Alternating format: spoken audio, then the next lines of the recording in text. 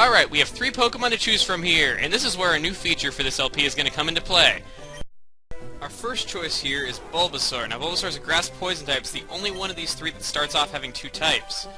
Now, a starter is going to have at least decent stats across the board, and then it's going to specialize in 2 stats. Bulbasaur here is going to specialize mainly in special attack and special defense when it's fully evolved. And, you know, that's definitely good. First off starter is Chikorita! Chikorita is a pure grass type. It's not that good. It's weak to a lot of bosses in this game, so Chikorita is going to be the most challenging choice for you to use. So if you want a challenge, go for Chikorita. It's not a bad Pokemon, it's just weak to a lot of the common types you find in this particular game. But, what I want to do is, I would like to just go over the Pokemon that I am going to be personally picking. I'll go over the other 2 choices later in the same video, but just so we're not on the screen for too long, I want to go ahead and explain this one. Torchic is a Fire-type Pokemon. Fire-type Pokemon are typically fast and are generally damage dealers. Height and weight are pretty irrelevant, don't really pay that much mind. It becomes relevant later on, though, but it's not really pressing that you know those numbers. It's kind of just there to let you know how the Pokemon is physically. Evolution is up next. Something that is widely known about the Pokemon series is that Pokemon eventually will turn into other Pokemon when they reach a certain level of power. We're going to be going over this a bit later because I don't want to spoil what the starter Pokemon evolve into. I'll be talking about what you're getting with each starter Pokemon, but I don't want to spoil what the starters evolve into quite yet. The third section here is Ability. Ability is a new feature in this game, which is a passive skill that aids your Pokemon in battle. Blaze, as you can see, is Torchic's ability, which makes its fire attacks do more damage when its HP is below 1/3. Next up is Stats. These are very important because it determines how your Pokemon is going to perform in battle. They're as follows. HP is how much damage your Pokemon can take before it falls in battle. Attack is how much damage your physical attacks will do. Defense is your resistance to your opponent's physical attacks. Special attack is what your non-physical attacks do. In Torchic's case, that'd be things like breathing fire. Then special defense is, of course, your resistance to your opponent's special attacks. And then lastly is speed, which determines who goes first in a battle, because this is a turn-based battle system like most classic RPGs.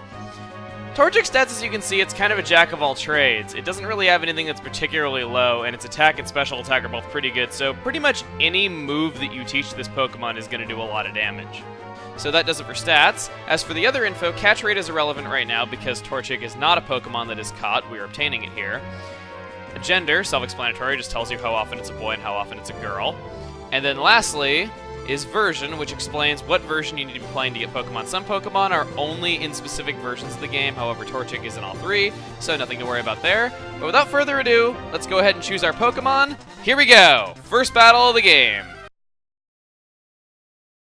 First of which being Espeon, a Psychic type. Now, no need to talk about evolution because it's already fully evolved. I'm noting its starting moveset. It's going to seem kind of silly at first, but just trust me on this. Starting movesets are actually quite important in Coliseum. It'll become apparent why a bit later. But what's more important here is how Espeon actually performs, which is, it is a very fast special attacker. It's going to be doing a lot of damage with moves like Infusion, like what I'm using right here. And Espeon actually has the highest special attack of any Johto Pokemon, period. So, you got yourself a really solid starter Pokemon right here. So as per usual, I do want to go over Pokemon in great detail, and what other Pokemon game lets you friggin' start off with a level 50 Salamence? Yes, our first Pokemon is Salamence, with friggin' Earthquake, Dragon Dance, Brick Break, and Dragon Claw. Okay, Brick Break's not really the best move to put on Salamence, but still, this is the friggin' Salamence. It has an excellent ability of Intimidate. It is one of the all-around most powerful Pokemon around. This thing is such a powerhouse, for a time it was tournament banned. Yeah, I don't think I need to say enough good about this thing. And it's easily one of my favorite changes to the series as a whole due to that added depth. On to Turtwig itself. It is a prime example of what this means for the game. A physical attacking grass-type Pokemon would not have been all that useful in a previous Pokemon game, but here, Turtwig is able to learn physical grass-type moves and can do a lot of damage because of that. It's a very prime example of a Pokemon made useful by these new mechanics. Unfortunately though, with its other 2 big stats being HP and defense, its pure grass type doesn't really help it that much. Grass is tied for having the most weaknesses of any type with 5. I think we should get to know these guys a little better before making a choice. And of course, when talking about a group of 3 starters, where else would we start Then the grass type, Snivy! Let's get this started on the right foot, because, yeah, apparently snakes have those now. I mean, just look at it. Snivy I would describe as being the most challenging out of these three. Of all the things it could be, because, you know, it totally looks like one, it's a speedy tank, a pretty uncommon mix of traits there. It has the advantage of being a tank that will frequently go first in battle to use buffs on itself before it can take any damage, but the stat distribution is weird and it might not be useful all that terribly often.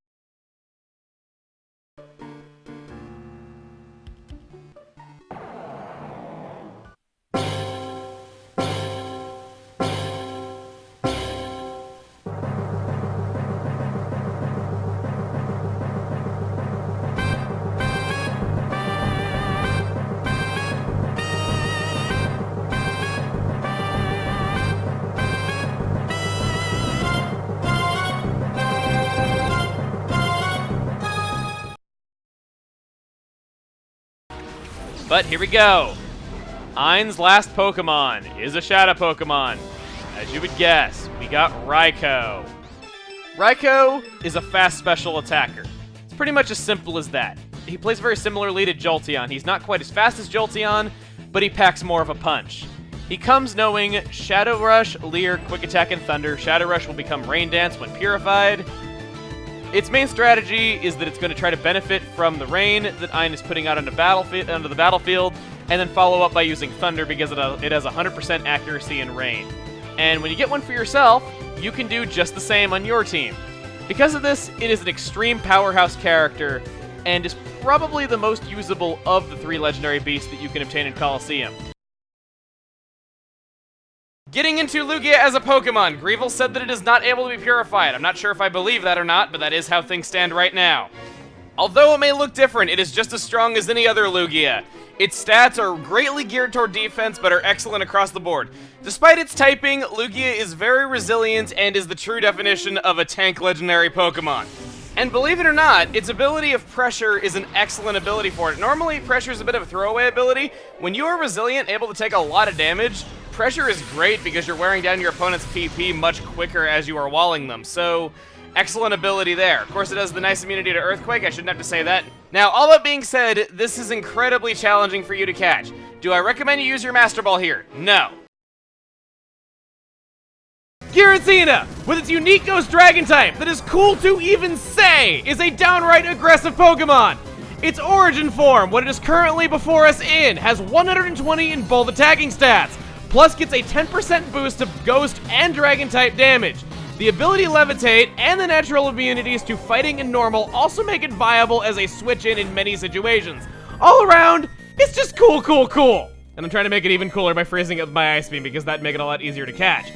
As for moves, I hate to say it, but after the streak of compliments that I've just given it, it only learns one new move every 10 levels, and most of them are nothing to write home about. The moves it already has are what you're going to be sticking with for a long time unless you have TMs that you want to use on it. With impressive bulk, both from stats and its typing, Cobalion is hard to bring down. It has a very clear identity in being faster than most other walls, being quite capable in using mixed attacking movesets, and being able to switch in not only due to its type, but also that ability of Justify that makes it potent out of the gate if a dark move is baited successfully by another team member in addition to it quad resisting it. This is one of only 3 obtainable Pokemon to have Justified. And speaking of, it's also one of only 3 obtainable Pokemon to have the move Sacred Sword. This is a 90 power physical fighting type move that ignores the target stat changes. Though many would argue that Close Combat is a better move for it in Versus, it will be what you are using because it doesn't learn Close Combat at a reasonable level.